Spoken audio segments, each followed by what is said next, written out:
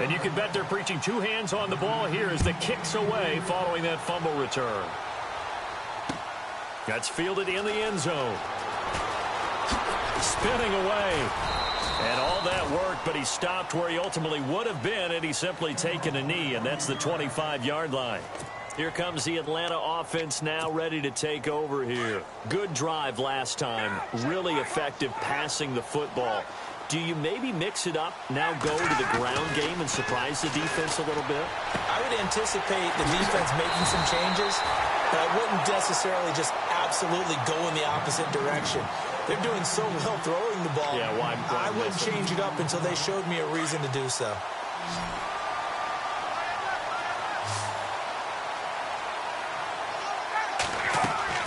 He'll look to throw. Throwing the out route incomplete. That's Jones. And taking it across midfield and inside the 45. The 15 yards there on the catch and run.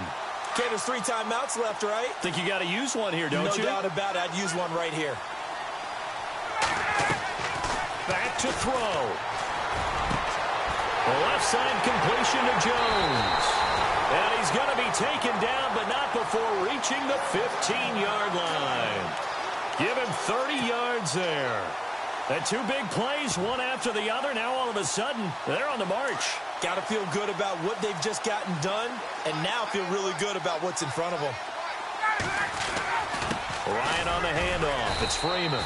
And they get to him quickly here as he's stopped right around the 13.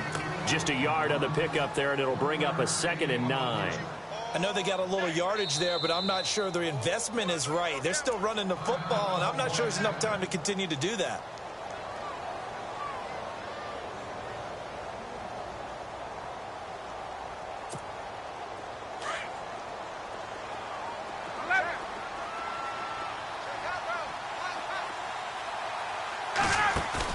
Back to throw. And it's caught. It's a touchdown. So they rally here in the final minute, and they're an extra point away from tying this game.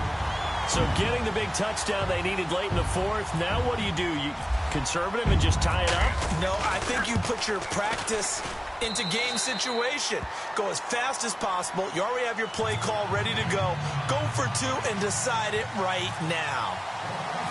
So here comes the kickoff now, all even here in this 4th quarter. Fielded about a yard deep. And the decision to bring it out, a good one, as he's up a yard or 2 shy of the 30.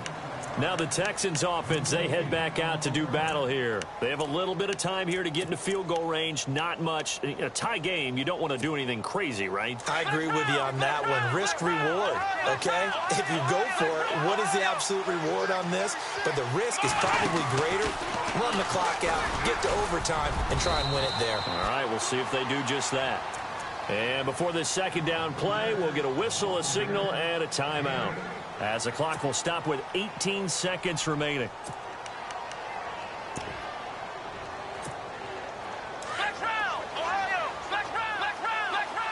And the D-line pinching together must be expecting the run.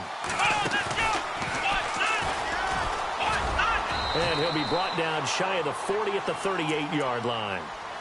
And now before this 1st down play, we're going to get a timeout here, as they'll stop it with 13 seconds left to play. So the run moves the chains, and here we go on 1st down.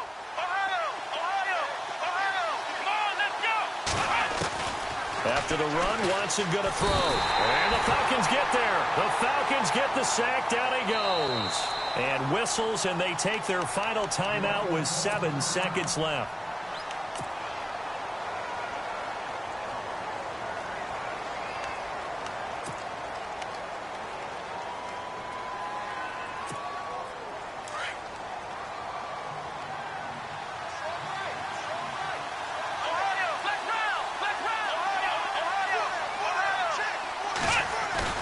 Now it's Watson.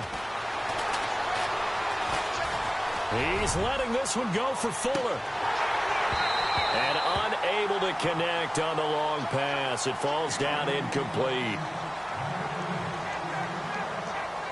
It's a little teaching moment here. Overtime rules. Remind us how this goes, partner. Okay, so in the past, we had sudden death. First team to score wins, but no longer. Now, if the team receives the ball, scores a touchdown, they win the game. If they kick a field goal, though, or don't score, the other team gets a possession. And after both teams get a possession, then we're into sudden death. First team to score wins the game. And he'll get it up to about the 26-yard line, just across the 25. Now the Falcons offense gets ready to head back onto the field. They control their own destiny here. They have the football in overtime. Obviously, a touchdown would win it. And I think teams around the league are still adjusting to the idea of going downfield, scoring a touchdown wins the game, because they were used to just going downfield and trying to get in field goal range to win a game. Still having to make that transition. Let's face it now, the ones who are doing it best know they need to go down, attack, put the ball in the end zone, and not leave it up to a field goal and give the other team a chance. Yeah, as we said, they control their own destiny now. Again, they'll run with Freeman. The broken tackle, but couldn't create much space. Down just beyond the 35. Just a yard on the first down carry, so it's 2nd and 9. In order to play really good run defense when you're playing a 3-4, those three guys up front, the nose tackle and the guys they call the defensive ends, they're usually big, big people, because they're going to have to eat up a lot of blockers, because it's usually 5-on-3. And when they do their job well, guys who play on the inside, those inside linebackers, they will just roam and hit.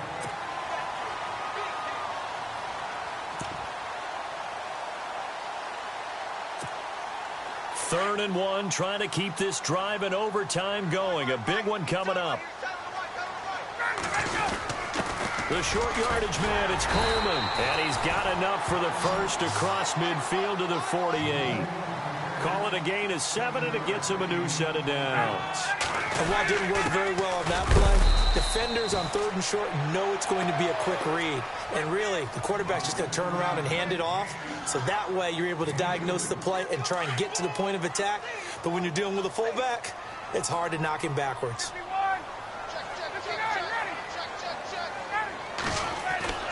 First throw in overtime now for Ryan. And he can't escape the pressure. Ryan goes down. Christian Covington able to get in there and take him down for a loss of 3. So the sack pushes him back, and now 3rd and long for Ryan and the Falcons. The former Indiana Hoosier here, Tevin Coleman. And he'll be brought down at the 45-yard line. It'll be a gain of 4, but it won't be enough. It leaves him with a 4th down now. Well, I know you're toward the middle of the field here, but still, 4th down this distance, you got to punt it right. That's definitely the first instinct, because you say, okay, let's just play some field position, make sure we don't lose the game here, turn it over in a key spot.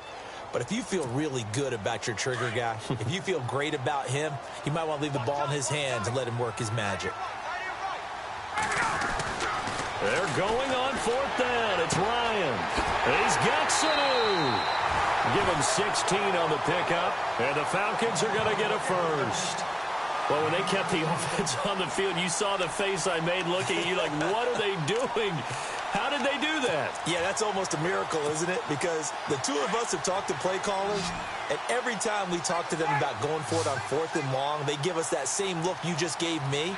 And they always say, I don't have that call on my play sheet, Haas. We just don't have that one. Well, apparently he did, and they got it. And in overtime, wow. And he gets it all the way down inside the 10 to the 5-yard line. That one goes for 24 yards. 2 big plays in succession. Not sure this D knows what hit him, but now they got to get ready. It's 1st and goal. They'll run here with Freeman. And, oh, he is really laid out that time. Knocked flat on his back. It's a gain of a yard, and it'll set up 2nd and goal.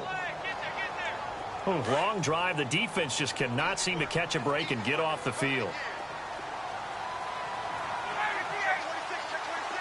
2nd and goal to go now.